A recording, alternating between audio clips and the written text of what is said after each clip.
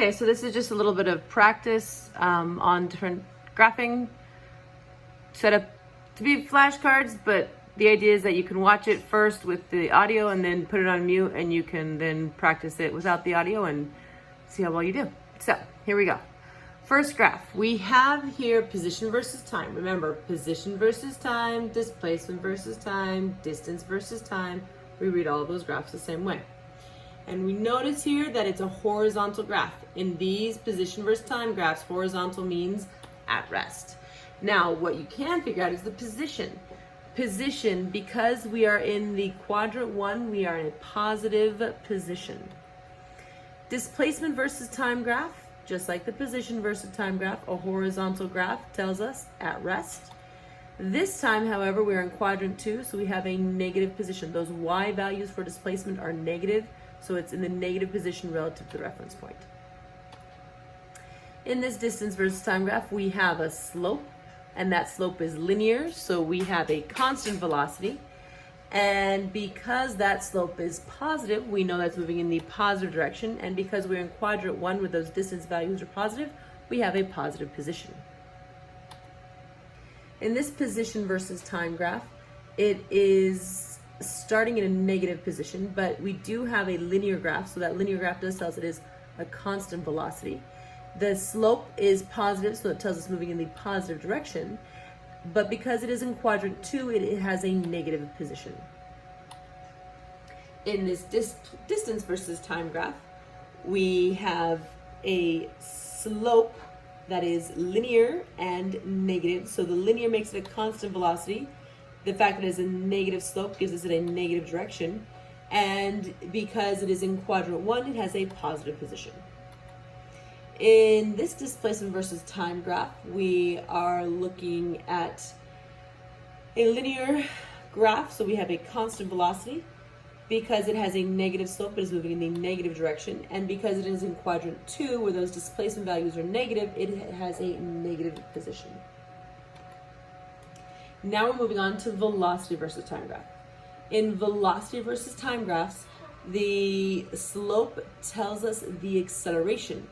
This has no slope, it is horizontal. That means it is not accelerating, and specifically that those y values are velocity, and when the velocity is equal to 0, you are at rest. Okay, in this velocity versus time graph, we have a linear graph. Linear tells us it is either accelerating or decelerating at a constant rate. So we have a constant acceleration or deceleration. To figure out whether it is acceleration or deceleration, you cannot rely on the slope. You have to pay attention to what's going on the y value axis. How you read a quadrant 1 graph is different from how you read a quadrant 2 graph. So you have to just pay attention and analyze it. So velocities start at 0 at the x-axis, and it increases, positive 1, 2, 3, 4, 5, 6. So imagine this is starting at a velocity of 6, and a second later it's a velocity of 5, and then 4, and then 3, and then 2, and then 1, and then 0. This object's velocity is decreasing, therefore it is decelerating. But the fact that all of those velocity values on the y-axis are positive, because we're in quadrant 1, it is moving in the positive direction all the way to a velocity of 0, or in other words, all the way to rest.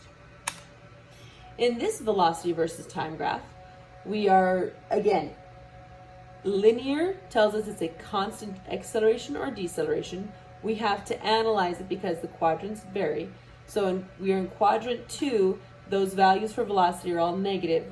So starting at 0 at the x-axis, those velocities go negative 1, 2, negative 3, negative 4, negative 5, negative 6, negative 7. The negative in a velocity just tells us what direction it's moving. So we can tell because everything's happening in quadrant 2, it's moving south. But because those numbers go from a 5, 4, 3, 2, 1, 0, it is actually decelerating. And because of that quadrant 2, it is in the negative direction, and it decelerates all the way to rest. In a velocity versus time graph, a horizontal no slope tells us it is not accelerating, and the y value is, the y-axis is going to tell us what that velocity is. So we have a constant velocity there, that horizontal graph gives us a constant velocity. And because we're in quadrant 2, those velocity values are negative, so it's moving in the negative direction, south, backwards to the left.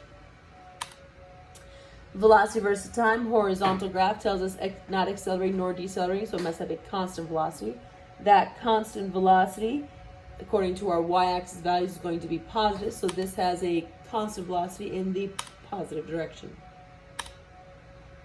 Velocity versus time graph, we are starting at 0, a velocity of 0, and then those numbers increase, increase, increase, increase, increase with positive values. So this is accelerating, a constant acceleration because it is linear, in the positive direction because all those velocities are positive from rest. Okay. Velocity versus time graph. The slope tells us the acceleration or the deceleration. We are looking at this. It is starting with a velocity of 0, and then those numbers are going to go from 0 to a -1, -2, -3, -4.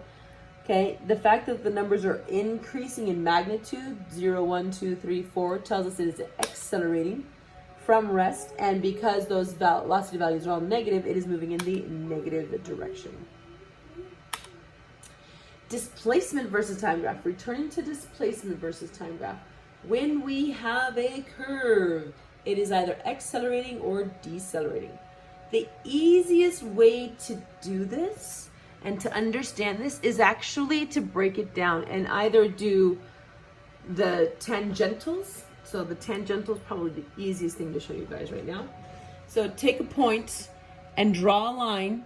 So right there at the beginning of the graph, it's horizontal. That's at rest in displacement versus time.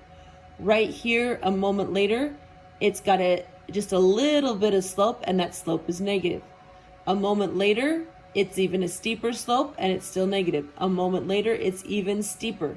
So if we're going from at rest, steeper means faster, faster, faster, faster, faster. It's accelerating. Okay? And because those slopes and all those tangentials are negative, it's accelerating in the negative direction. Okay? If we want to talk about position, this one's starting from a positive position, moving to a negative position. So starting in quadrant 1, moving into quadrant 2, passes the reference point as it goes. Displacement versus time graph, we have a curve. Curve tells us either accelerating or decelerating. So right here, analyze it at the beginning. We got a nice steep slope. All right. Little less steep, little less steep, little less steep, but notice the angle of that tangential is positive. So we're starting fast and going slower and slower and slower and slower and slower. It is decelerating, and because those slopes are all positive, it's in the positive direction. Okay, we're starting in a negative position and moving to a positive position, starting in the quadrant 2, ending in quadrant 1. Position versus time, another curve. Okay, analyze it piece by piece, starting at the beginning. So it starts essentially horizontal at rest. A little bit steeper means a little bit faster, a little bit steeper, a little bit faster, a little bit steeper, a little bit faster, a little bit steeper, a little bit faster, so it's really steep. All those tangentials have a positive slope to them. So this is moving faster and faster and faster, accelerating. And because those tangentials are positive, it's accelerating in the positive direction. Talking about positions, it's starting in quadrant 2 in a negative position, passes the reference point, and ends in a positive position. Okay, next curve, position versus time graph. Curve tells us, if it's a curved graph, tells it's either accelerating or decelerating. Analyze it piece by piece with tangentials, starting at the beginning. Nice and steep, so it's going super fast. Little less steep, so it's going slower. Little less steep, a little bit slower. A little bit slower, a little bit slower, and getting even slower. So starting fast and ending slow, we are decelerating. All right, and because those tangentials all have a negative slope to them, it's moving in the negative direction. Talking about position, this one is starting in quadrant 1 in a positive position. It passes the reference point and then ends in a quadrant 2 negative position. Our last graph, velocity versus time. So with this one, analyze it for a second, see if you can figure it out. Okay. starting in a positive velocity, fast, going slower and slower and slower in the positive direction till you come to rest instantaneously, and then start to accelerate, going faster and faster and faster, but in negative direction. This is that ball being thrown up into the air and gravity brings it back down. Okay? So we have that decelerating in the positive direction to an instantaneous rest, then accelerating in the negative direction. Hopefully this was helpful.